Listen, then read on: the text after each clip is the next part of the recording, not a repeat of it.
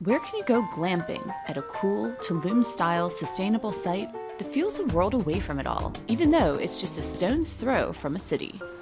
Or soak in a traditional Japanese onsen, a natural hot springs bathing house, listening to the soothing sounds of water flowing and birds singing, followed by a shiatsu massage and an exquisitely fresh dinner, with your choice of some of the best artisanal microbrew cold sake in the USA. Or take on the Santa Fe National Forest mountain biking on trails accessible to beginners. It's all around Santa Fe, New Mexico, and in this episode, we're going remote, traveling to Santa Fe to glamp at women-owned KitFox, complete with gourmet meals and Galisteo Basin views. Visit an Asian-inspired spa, 10,000 Waves, located alongside a national forest. And mountain biking in the Santa Fe National Forest, with a guide who may inspire you to try it too. I'm Darley Newman, and I'm taking you on an unusual wellness escape to one of my favorite places, Santa Fe, New Mexico.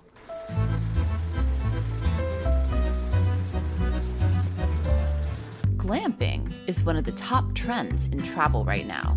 And about 20 minutes south of Santa Fe, you'll find a glamping oasis at KitFox, located in the rugged Galisteo Basin, where amid pinyon juniper desertscapes, guests can glamp in posh tents and savor a dining in the wild experience that's truly gourmet.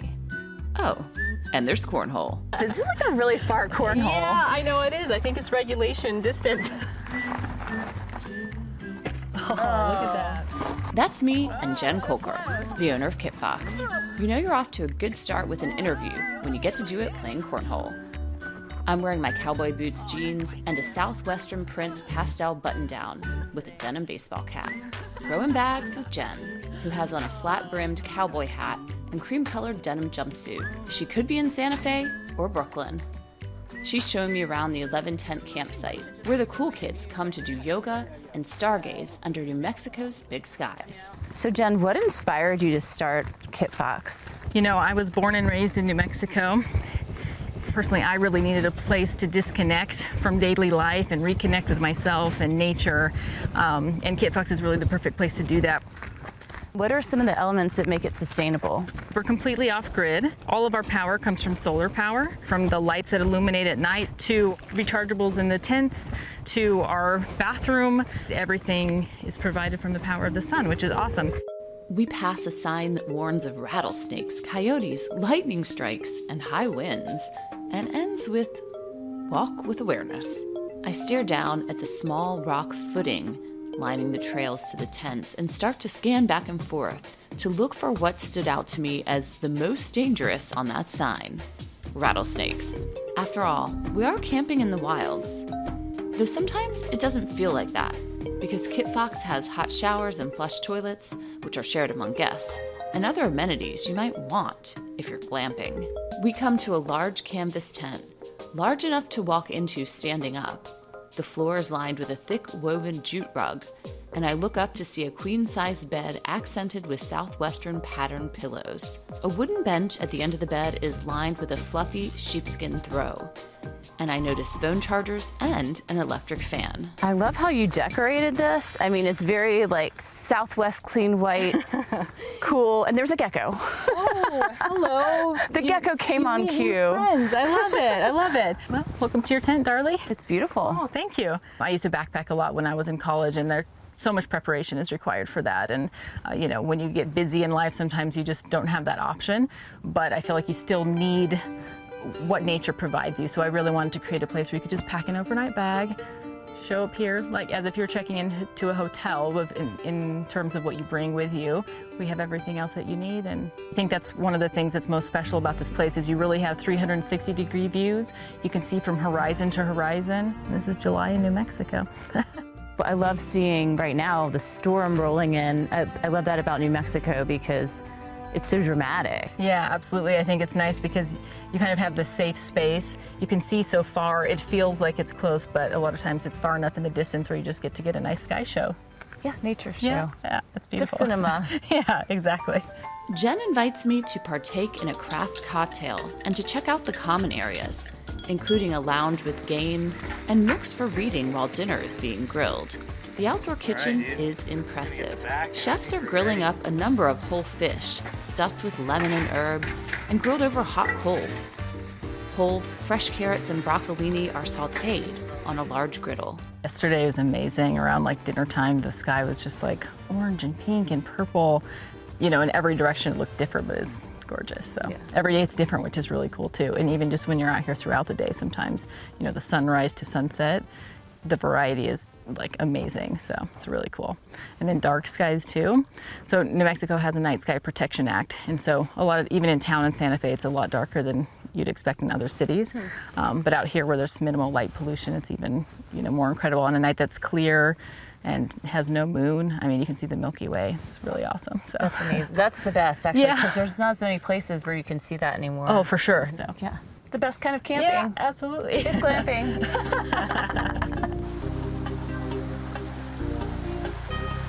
Another location to enjoy Santa Fe scenery is another that I didn't expect to find here. Kaz, I feel like I'm in Japan right now. Oh, welcome. 10,000 Waves is a Japanese-style spa just outside of the city and close to the Santa Fe National Forest.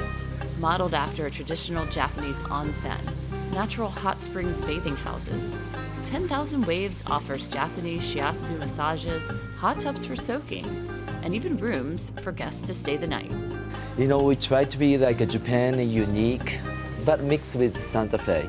And every year we take people to Japan and as a tour. At the same time, we try to bring something back from Japan. For example, this wall, like torch wood, it's like a Minka style. And they use this kind of wood on the wall, all houses. Kaz Tani is showing me around. He grew up in Japan and has worked at 10,000 Waves for many years. He's wearing a peacock blue kimono robe, and I'm in a vibrant red and flower-covered kimono robe. It drags on the floor a bit, and I hold it up as my feet shuffle along in slide-on shoes along the stone and cement paths, lined with Japanese lanterns and landscapes. Waterfalls cascade into koi ponds, lined with rocks, nestled amid high desert plants and greenery. So it's just like a Japanese onsen, even though we use our own well to heat it up. It's a good minerals water. Kaz and I wade into a 6x6 foot soaking bath lined with tiles. The water is warm at about 105 degrees Fahrenheit. It almost feels like silk on my skin. And I scan around at the wood and white walls of our private soaking area and up at the pinyon and juniper branches and blue skies. Kaz, what is it about Santa Fe that makes a Japanese spa like this fit in so well? You know, Santa Fe is very unique. I only here from 2002, but I noticed this heating. And what we can present from here is the massage, water, is naturally blended into this culture here. The wellness culture. Yeah, totally, yeah. We soak until my muscles are nimble and my fingers are wrinkled. Next, Kaz takes me over to Izanami, the on-site restaurant which offers healthy small plates of Japanese treats like black sesame noodles, wagyu beef and grilled miso sea bass, grilled avocado, and one of the largest artisanal sake menus in the United States. Kaz begins to pour me a very full glass. Whoa, that is a healthy pour there, Kaz. Wow. You know how to welcome people to Santa Fe. Yes. Now, I want you to kiss the sake to invite yourself. You ready?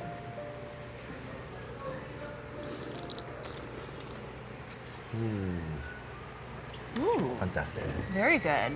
Just a little sweet.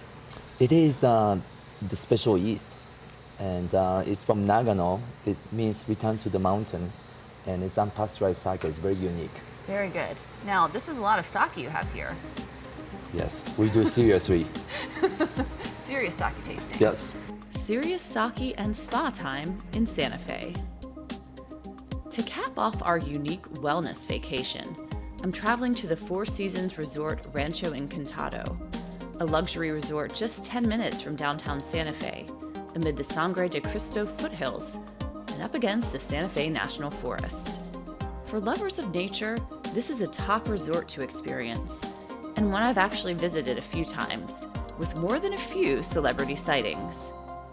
The private casita accommodations, some complete with wood-burning fireplaces, private patios, and all with stunning views, are complemented by Epicurean meals, a world-class spa, and guided activities for those who wish to get active. I bike a lot in my home area of New York City, but usually for commuting purposes.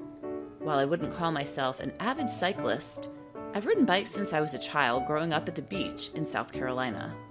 Now, riding a beach cruiser along the relatively flat shore is a bit different than pounding down a mountain in the Santa Fe National Forest.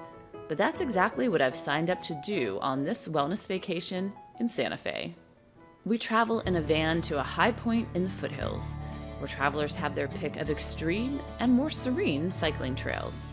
Four-season biking guides Mikey Fong and Ismar Uzikan are taking me on a guided mountain biking excursion through various elevation changes. The beauty of this ride is that it really does get you the feeling of being in the wild. And we're going to be dropping about 3,000 feet, so you actually feel and see the different changes of the environment, from alpine to mid-alpine, and then out to the high desert floor. All right, well, let's head down the mountain and go through that diversity. All right, let's go. Let's do it. What's unique about the Santa Fe National Forest is that this is all open space, so people camp back here. Lots of wildlife back here.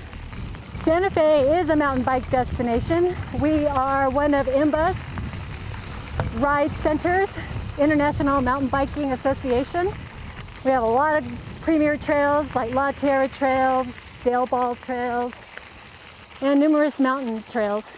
We pass a favorite multi-use trail, the Winsor Trail. It's also accessible by shuttle bus from downtown Santa Fe, for those who don't want to worry about retrieving a car if you're not doing this guided adventure. So here we're coming up to a rocky section, a lot of bedrock. Okay. So just have some speed, let the bike Whoa. wheels roll right over. Okay. Wow. This is mountain biking. Now I feel it.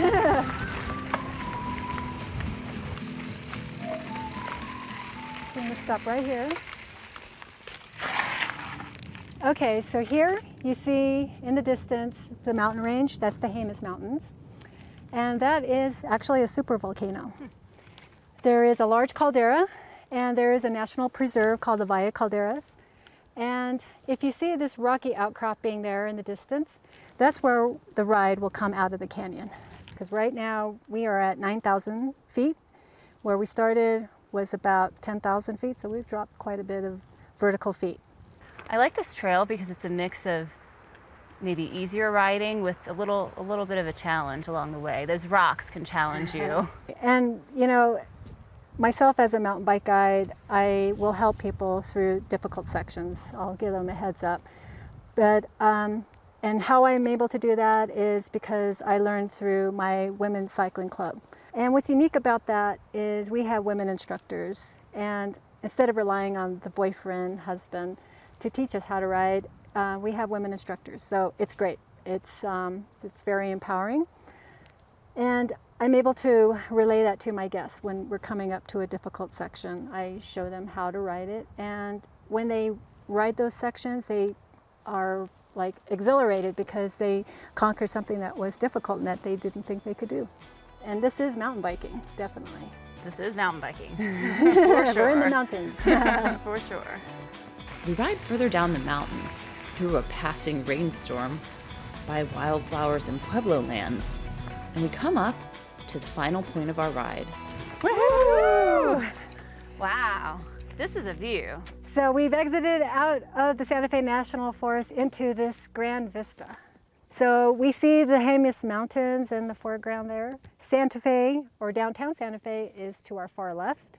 But now we're back into the Pinon Juniper Forest. And we are now at 7,600 feet, where we started up at 10,000. So we've dropped quite a bit.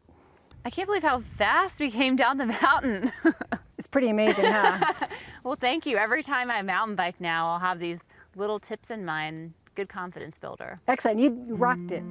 You're all right. Awesome. Yeah. Woohoo! Yeah. Just the confidence I need to try this again on another trip to Santa Fe, or perhaps further afield, where whether you're glamping, mountain biking, or soaking in a hot tub, stepping outside of your comfort zone to try something new can be rejuvenating.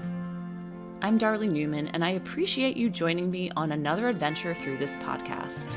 Please check out my other podcasts on Santa Fe to experience arts, food, culture, and adventure with locals as your guides. And subscribe to the Travels with Darley podcast wherever you're listening.